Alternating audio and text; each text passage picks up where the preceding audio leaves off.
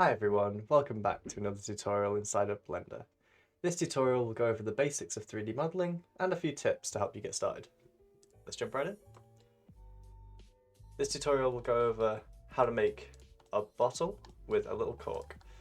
This cork is separate from the bottle, as you can see.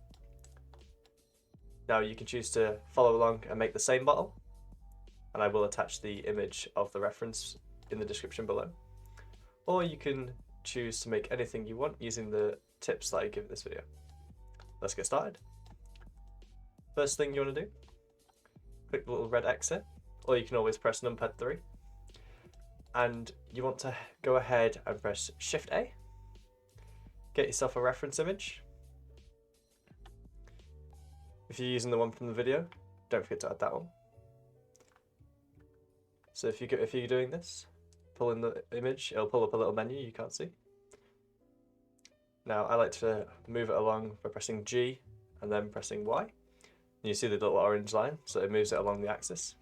Then I do the same with G and Z to move it along the Z axis. These are your axes. So you've got the Z axis, which is the vertical axis, the Y axis, and the X axis. You can also see them on the floor here with the green line, red line, and you don't see the blue line because that's more implied with this. Now you can see that it's currently just in the middle. We want to go ahead and move it using G, and then move it along the X axis. If you're doing the middle one, then you've got that one there. In fact, I'll just delete both of these ones, then we'll use this one. So this, we'll call it reference X, up in the outliner up here. Now, if you didn't notice, the other ones are a bit transparent, so let's do that. We're going to go down here to the little red icon, and we're going to enable opacity. Then we're going to turn it down to something like 0.2. You do that just by left clicking and then typing 0.2. You don't need the 0 in front of it, just the 0.2. Now that we have the X axis one, we're going to go ahead and press Shift D, press middle mouse, bring it back to the middle. You can do that by simply going up here to location, pressing to go to location and put 0 as all of these. And you'll see that it'll go back to the normal height. Then you want to go ahead and press G, move it along the Z axis again.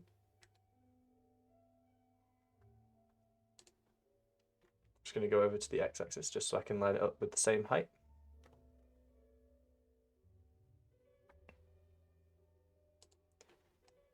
Right, once that's been done, you want to press R, then press Z again, and then once you can see that it's rotating along the blue line, type 90 on your keyboard. This will rotate it 90 degrees exactly. You can also go down here and adjust it here. Then press G, goes to press Y, and then you can move it along the Y axis as well. And there you have it. Now I'm actually going to hide the old one, and we're going to be making a new one.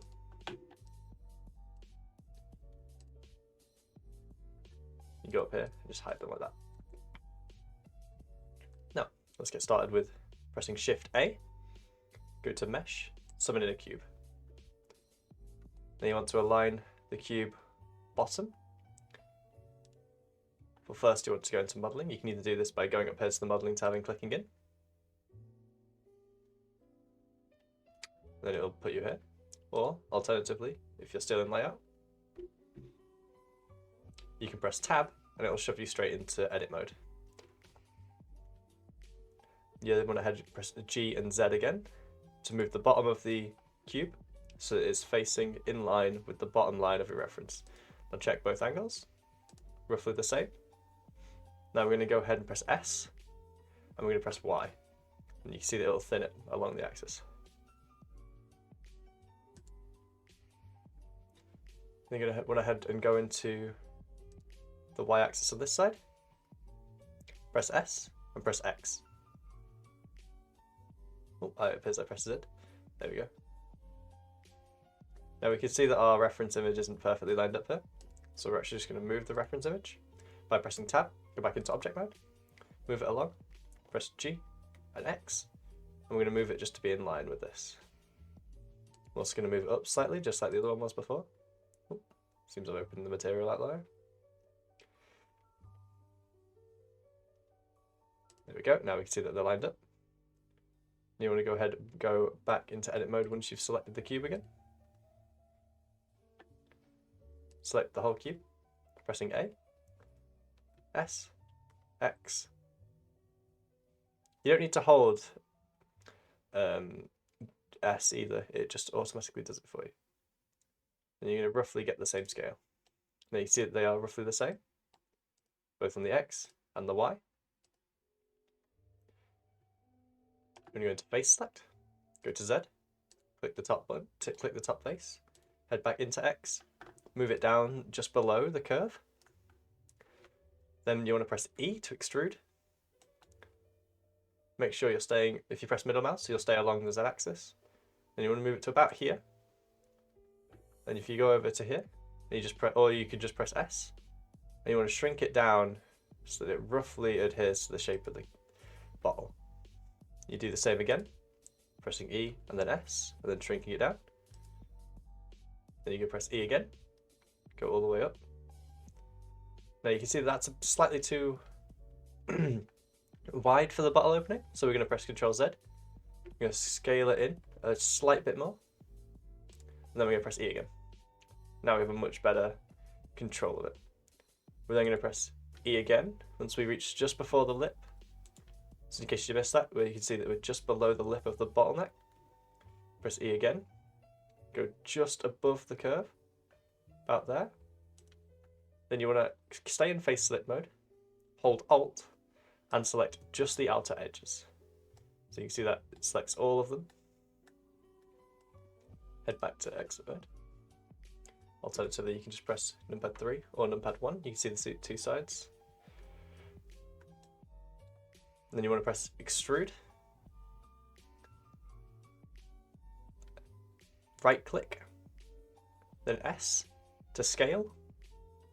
Then if you just do it upwards, just so it gets the rough shape, then you can go press S again and Z, and you can shrink it down to make it a bit thinner or wider depending on how much you want.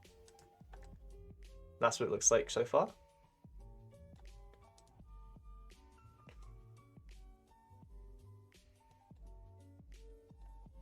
Now before anything else, we're going to add a bevel.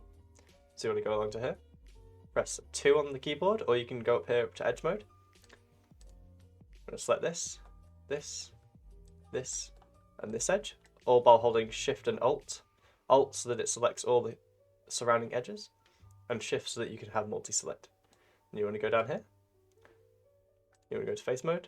Oh, sorry, not go into face mode. Stay in edge mode, but hold Shift and just select this, because if you hold Alt, it won't actually select them all.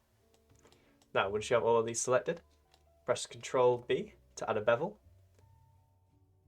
Something like this should be enough. Now you can keep it like this, it's quite boxy. Or you can do what I'm going to do, and you can go to segments and just increase it by 1. Or if you're feeling extra and you have the processing power for it, you can do 3 like I'm going to do. Then you can just double check that it still keeps the rough shape of the bottle. Everything looks okay. So we're going to click off. Now if you want to get that menu back up, all you have to do is press, I believe it's F9, yep, there we go, F9, and it'll pop it up like a window and you can mess with it again. So it'll bring you straight back. Now that we've got this shape, we're going to go up here. We're going to go along to where this is. We're going to hold Alt, select this whole thing, go into Scale, make it a bit larger, roughly this size. Press E and extrude downwards. Next, going into select mode, and I'm just going to select these 3 edges. These 3 edges. And then the same again on the opposite side.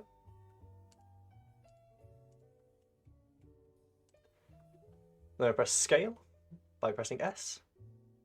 And instead of doing just like this, what we're going to do is we're going to press Y. And we're going to bring them closer together. Now if you struggle to do it like this, you can always right click, move over to the actual scale tool, and it'll pop up like this, and you can do it like this. Sometimes that makes life a bit easier.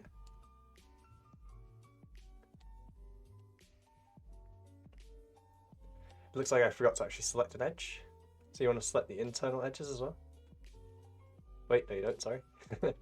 Getting a bit confused. You only want to select these two outer edges on each one. That's why it wasn't working. As you can see, no professional, but try and make it a bit easier for everyone to follow along.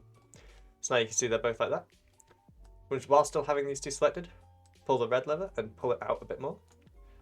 And do the same on the opposite on the other two. So you do it there and there. Bring them closer together so they're more straight on top, like this. Then do the exact same with what you just done that one. And now it gives the top of the bottle a bit more of a rounded look. So you can see it against the reference. It's a bit big. So what we're going to do is we're going to hold A, not hold A, hold Alt, and just select that. We'll do the same for all the ones on top and for the ones on the bottom. Go back into X. Then we're just going to shrink it down slightly, just so that it lines up a bit more closely with that. Now you can see these have deformed, so this is now going in slightly at an angle. To fix that, go into Edge mode. Select just the bottom of this one, just the top face of the neck. Head back into the view where you're facing through your reference and just scale it out until you get the desired look. I'm going to do it to about here, just so it keeps the consistency. Then you can go into edge mode still, move this down, just to get a nice little embedded little pipe, just so that it adds a bit more depth. Do the same on top. Then go ahead and press Ctrl R, and you can add a loop cut. This will go all the way around. Now to actually place it, just left click. Then we're going to go into scale. I'm just going to scale it out ever so slightly, just to add a bit more of that rounded look. So far, the actual shape of the bottle looks relatively accurate. Other thing I am going to change, and we'll cover this in a future video, but this internal face here, if I go into vertice mode, you can see that it is a shape with all of these vertices as an edge. Now that's pretty bad for anyone who knows anything about topology. So if you just want to go ahead and go into face select by pressing 3, we're going to press delete and click faces, and you'll see that it'll disappear. If you go back into vertice mode, select these two vertices. If I go back into select mode, just so it makes it a bit clearer. See those vertices there? I'm going to go ahead and press F, and you'll see this little line up there. If you just continue pressing F until eventually it'll seal itself back up on the other side. It's a quick way to fill your faces in. I have also noticed that there is a bit of a rim where it's not lined up correctly, so we're just going to shrink this back in so it's in line with the outside. You can see all those faces selected, and we're just going to make sure that everything is correct.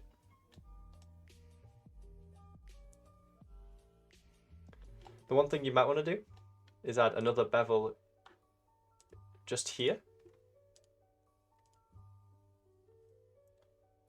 for a bit of a rounder look.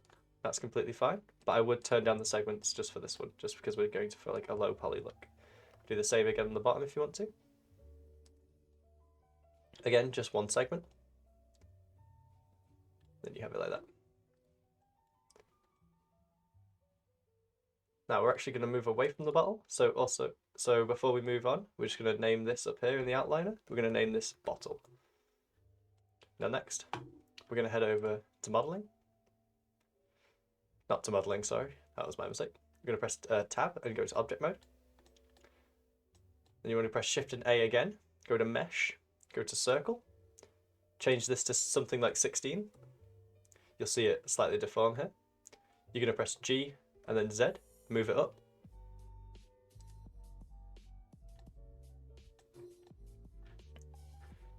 If you go to the Z view, you can either click up here to the Z thing like I just did, or you can press numpad 7 and it'll snap there too. Then we're going to shrink it down so that it's roughly the size of that inner face, like that. Maybe slightly bigger. You can see it right there. Then we're going to move it down so that it is inside there. We're then going to press numpad 3 so it goes back to the reference. I'm going to press E to extrude. Whoops, I'm still in object mode. So we're going to press tab again, go back into edit mode. Numpad 3. Press E again for extrude. Make it so it just pops out a bit. Widen it out slightly using the scale tool. Now, if you don't want to scale it along a certain axis like this, what you want to do is just click the white ring. And then you want to go ahead and press extrude again. If you press middle mouse button, it will snap it to the Z-axis, which is always helpful. You're just going to have that one flat. You're not going to scale it or anything. Extrude again. Extrude it inward. And then one more time. Extrude inward. Just like that. Then up here, we're going to go along. Now, depending on the way you want to do this, there's a couple of different ways you can fill this face in. So, you can hold Alt, press F3, and search for grid fill.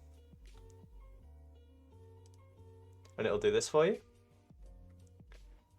Or you can do what I'm going to do. Select the two opposite ones, press F, right click, click subdivide, connect this face, this vertex and this vertex, this vertex and this vertex.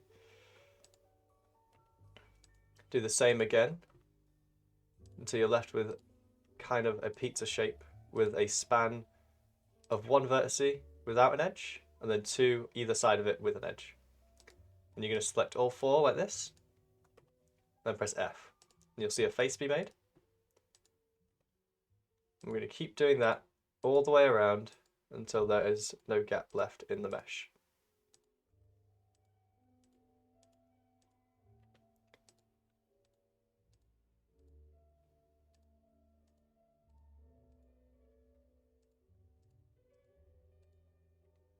There we are. And before we move on, we're going to press on one of the vertices here. Just hover your mouse over the object, press L. It'll select everything else. We're going to move it up. And you see underneath there's nothing. So we're going to hold Alt.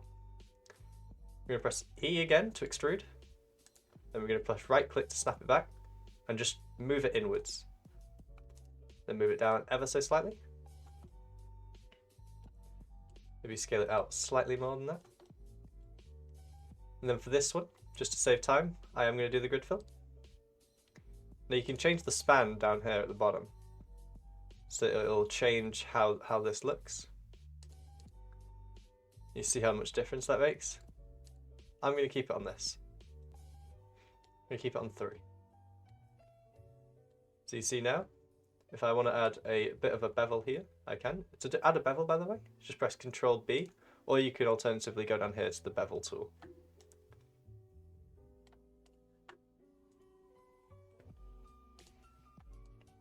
If you place that down there, place it just straight back into where the bottle came from. You see that it's perfectly fit inside there. And if we head back into object mode by pressing L, and you go up here, if you didn't enable it, then don't worry about this step. But if you're like me and you do have it enabled, just turn off wireframe mode. You can also go up here and turn off the two reference images. I'm actually going to re-enable the old bottle that I had before. And you can see how similar they are. This one is just slightly more detailed because I added a few more bevels. So if I turn on the wireframe again, you can see here, there's only 2 faces. Here there are 4. Well, 3.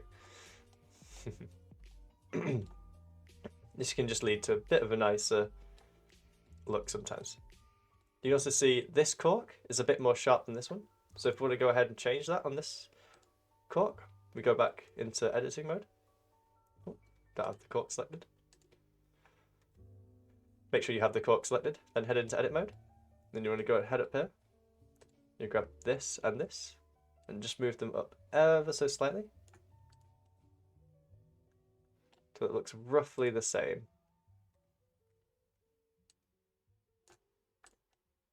There we are. You also scale this out slightly, just to make it look a bit more like a cork. Oh, not like that, that's more of a cylinder. Now I'm not entirely sure we need this entire edge, So one useful tip you can do is press delete, and instead of deleting the edge where it would have to be replaced and you'd have to connect all of these up using F, what I'm going to do is I'm going to press delete.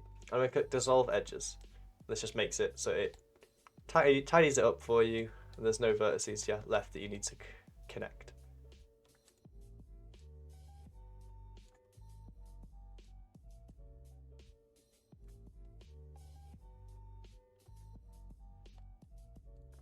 Do a few more edits to this. Now you can see here it won't let me select this whole shape. That's because of the odd shape that the actual mesh is. So you can just go ahead and hold shift and go like that. Now I'm actually going to move all of this up just slightly. And there we go. If you want, you can also move the middle one slightly up just for a slightly better curve. Just make sure you don't do it too much though, or it might lead to some warping when texturing. We're not going to texture it in this video, since this video is only meant for modeling purposes. However, you can see the two differences. This one is a lot more smooth. This one's a lot more low poly. So if I was to select both of these, you can see that the faces on this one come out to about 327 if I do it on this one. You can see 226 here. That means this one is lower poly than this one. One also trick that you can do if you would like to make it look a bit nicer is if you just select both objects while in object mode and you click right click, you can click shade smooth. Sometimes this can give you a nice look, but if this isn't the look you're going for, you can always do auto smooth. However, for this one, I'm actually going to keep it on smooth. Now we're actually going to go ahead and do the same on this one. And you can see the difference there. How this one has a few more irregularities in the lighting. For me though, however, I like to have it so they're both just shaded flat, just so you can see the mesh a bit better. I may do a future video where I texture these, however it may be a different model that I use. Now if you wanted to add the label, one simple thing you can do, press Shift A again, get a plane, you can see it there, it's just a square. You can do this in either object or modeling mode. I like to do it in modeling. Well, edit mode. You want to grab the green circle, press 90, move it forward in front of the bottle just enough so it pokes through.